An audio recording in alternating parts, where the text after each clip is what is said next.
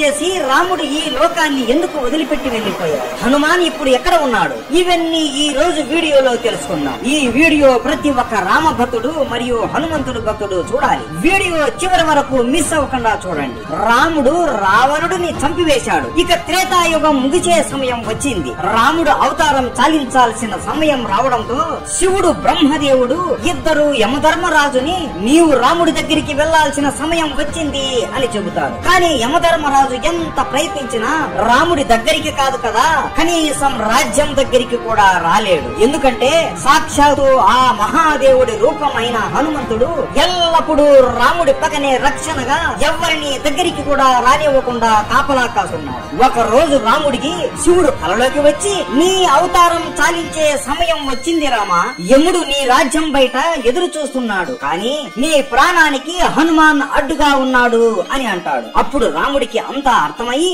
మరుసటి రోజు రాముడు సీత ఇచ్చిన తన ఉంగరాన్ని తీసుకుని ఒక రంధ్రంలోకి వేసి హనుమాన్ని పిలుస్తాడు. హనుమా, సీత ఇచ్చిన ఉంగరం పొరపాటును ఈ రంధ్రంలో పడిపోయింది, దయచేసి నువ్వు వెళ్లి నా ఉంగరాన్ని కనిపెట్టి తీసుకుని రాగలవా అని అడగగా, ప్రభు అంతేనా, దీనికి మీరు నన్ను ఇంతగా అడగాల, మీరు ఆజ్ఞాపిస్తే చాలు, నేను వెళ్లి తీసుకుని వస్తాను, అలా వెళ్లి ఇలా తీసుకుని వస్తాను ప్రభు అని అనగా హనుమాన్ తన శరీరాన్ని ఒక చీమ అంత చిన్నగా మార్చుకొని ఆ రంధ్రంలోకి దూరుతాడు. అలా వెళుతూ వెళుతూ ఆ రంధ్రం పాతాళ లోకానికి దారి తీస్తుంది. అక్కడ నాగలోకానికి రాజు అయిన నాగరాజు ఉంటాడు. ఆయన దగ్గరికి వెళ్లి నమస్కరించి, నాగరాజా, నా రాముడి ఉంగరం ఒక రంధ్రంలో పడి ఈ పాతాళ లోకానికి వచ్చింది, ఆ ఉంగరం ఎక్కడ ఉందో మీకేమైనా తెలుసా అని అడగగా, ఓహో రాముడి ఉంగరమా, నాకు తెలుసు, ఇక్కడ ఉంది, నాతో రండి అని హనుమాన్ని వెంట తీసుకుని ఒక గృహలోకి తీసుకుని వెళతాడు. ఈ గృహలోనే ఆ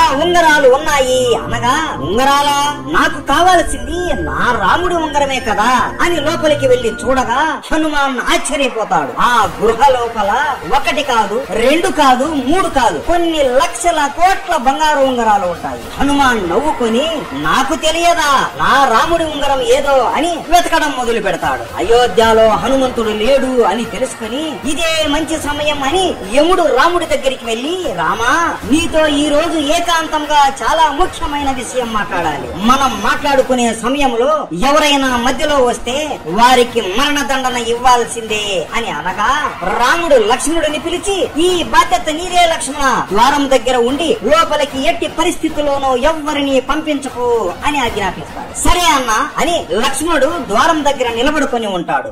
లోపల యముడు రాముడితో ఇలా అంటాడు, స్వామి, శివుడు మరియు బ్రహ్మ ఆజ్ఞ వలన నేను ఇక్కడికి వచ్చాను. మీరు ఈ రాముడి అవతారానికి ఉన్న కార్యం ముగిసింది. ఇక మీరు విష్ణు రూపంలోకి మారి వైకుంఠానికి రండి. లక్ష్మీదేవి మీ కోసం ఎదురు చూస్తూ ఉంది అని అనగా రాముడు నవ్వుతూ సరే యమా అని అంటాడు. ఆ సమయంలోనే మహాకోపిష్టి అయిన దుర్వాస మహర్షి రాముడితో మాట్లాడడానికి అక్కడికి వస్తాడు. కానీ లక్ష్మణుడు, స్వామి, ఇక్కడ రాముల వారు ఏకాంతంగా ఉండాలి అనుకుంటున్నారు, మిమ్మల్ని ఇప్పుడు లోపలికి పంపలేను అని అనగా దుర్వాస కోపంతో, నేను ఇంత దూరం నుండి రాముడితో మాట్లాడడానికి వస్తే నన్ను లోపలికి పంపకుండా అడ్డుకుంటావా?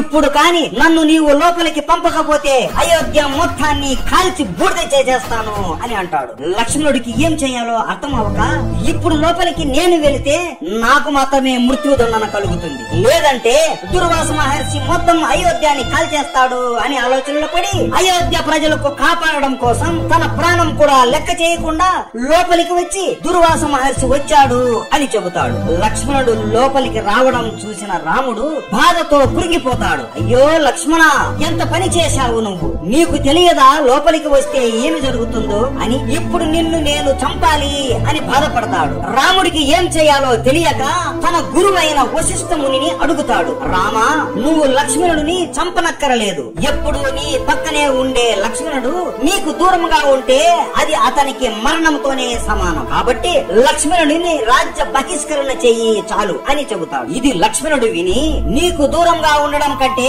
చనిపోవడమే మేలు కదా అన్నా అని సరయూ నదిలో జల సమాధి అయిపోతాడు. ఇది చూసి అతని భార్య ఊర్మిళాదేవి కూడా జల సమాధి అయిపోతుంది. ఈ రెండు మరణాలను చూసి రాముడు బాధతో కృంగిపోతూ నేను కూడా జల సమాధి అయిపోవాలి అని సరయూ నది తీరం దగ్గర నిలబడుకుని ఉంటాడు. ఇదే సమయంలో పాతాళ లోకంలో హనుమంతుడు ఏ ఉంగరం చూసినా నా రాముడి రాముడి ఉంగరం లాగానే ఉంది అని వెతికి వెతికి అలిసిపోయి, ఓ నాగరాజా, ఏ ఉంగరం చూసినా రాముడి ఉంగరం లాగే ఉంది, అసలు ఇన్ని ఉంగరాలు ఇక్కడికి ఎలా వచ్చాయి అని అడుగుతాడు. అప్పుడు నాగరాజు ఇలా వివరిస్తాడు. త్రేతాయుగంలో విష్ణు రూపమైన రాముడు జన్మిస్తాడు. ఎప్పుడైతే ఒక బంగారు ఉంగరం పాతాళ లోకంలో పడుతుందో దాన్ని వెతుకుంటూ ఒక వానరం వస్తుంది. అప్పుడు భూమిపైన రాముడు అస్తమిస్తాడు. దాంతో త్రేతాయుగం అంతమవుతుంది. హనుమా, ఇక్కడ ఇన్ని ఉంగరాలు ఉన్నాయి అంటే ఇన్ని సార్లు రాముడు అస్తమించాడు, అన్ని త్రేతాయుగాలు ముగిశాయి అని అర్థం. జీవితం అంటే ఒక చక్రం హనుమా.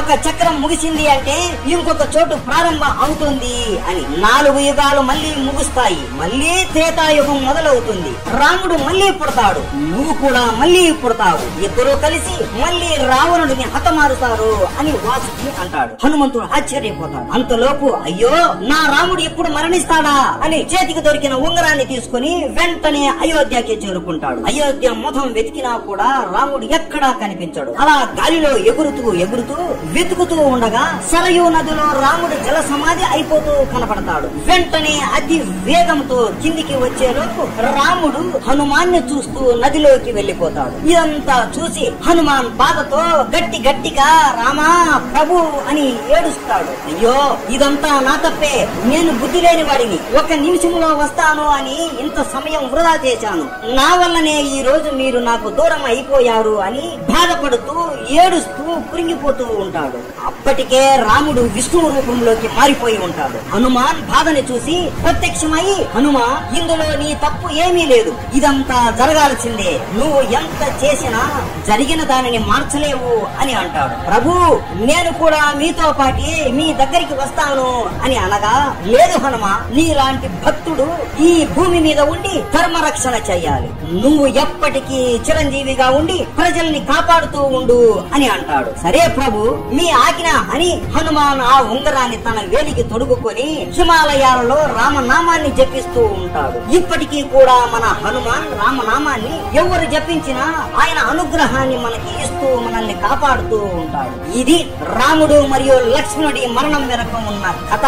మీలో ఎంతమందికి ఈ విషయం తెలుసు? ప్రతి ఒక్కరికి రామాయణం ఎలా ముగిసిందో తెలియాలి. ఈ వీడియో ప్రతి ఒక్క రామ భక్తుడు మరియు హనుమంతుడి భక్తుడికి షేర్ చేయండి. ప్రతి ఒక్కరికి రామనవమి శుభాకాంక్షలు.